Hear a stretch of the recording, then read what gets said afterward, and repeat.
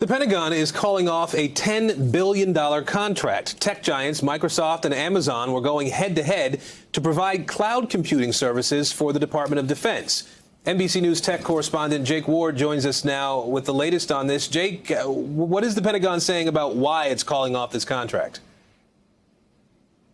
Well, this was a very, very big deal. Once upon a time, Aaron, this was considered, the largest technology contract pretty much ever awarded. It was supposed to be a $10 billion project.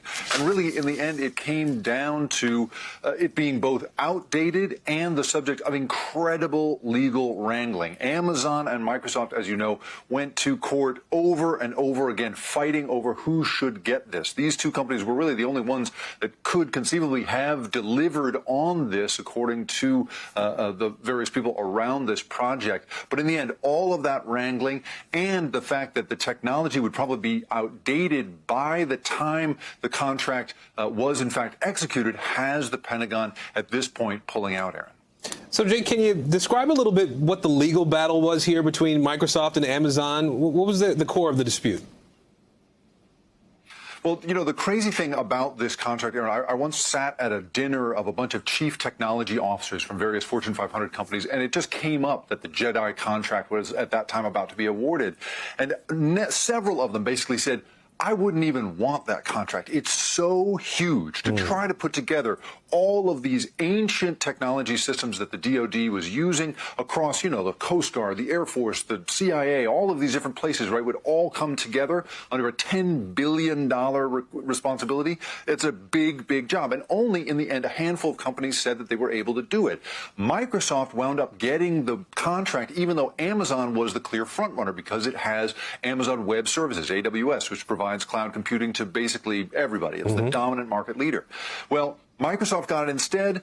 Amazon said, we have been discriminated against by, at the time, President Trump's open hostility toward Amazon, toward Jeff Bezos, who owned the Washington Post. A whole kerfuffle came out of that. And in the end, the fight went on and on and on. Now it's looking as if the DoD is basically going to create a new thing called the Joint Warfighter Cloud Capability Project, which they seem to be implying that it's going to go to both Microsoft and Amazon, both for security reasons and because those are the two companies capable of delivering this, Aaron.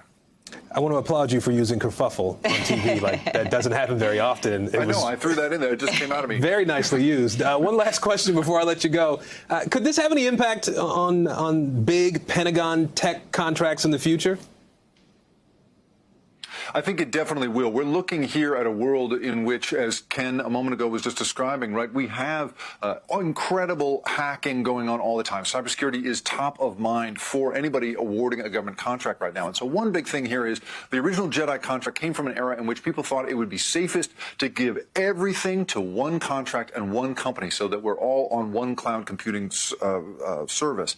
In this case, it looks like they're going to instead award to multiple service providers. They're trying to get with the times and make it such that not all eggs are in one basket. Certainly the idea, though, that we live in a world in which only private companies are going to be able to build these kinds of things for the DoD, that used to be the assumption. Now it may be that the DoD could even build some of it themselves. But this mixture of private and public and defense technology coming together in this weird way, it's a very new era for how this stuff gets built, Aaron. All right. Jake Ward for us today. Jake, thanks for breaking that down. Hey, NBC News viewers, thanks for checking out our YouTube channel. Subscribe by clicking on that button down here and click on any of the videos over here to watch the latest interviews, show highlights, and digital exclusives. Thanks for watching.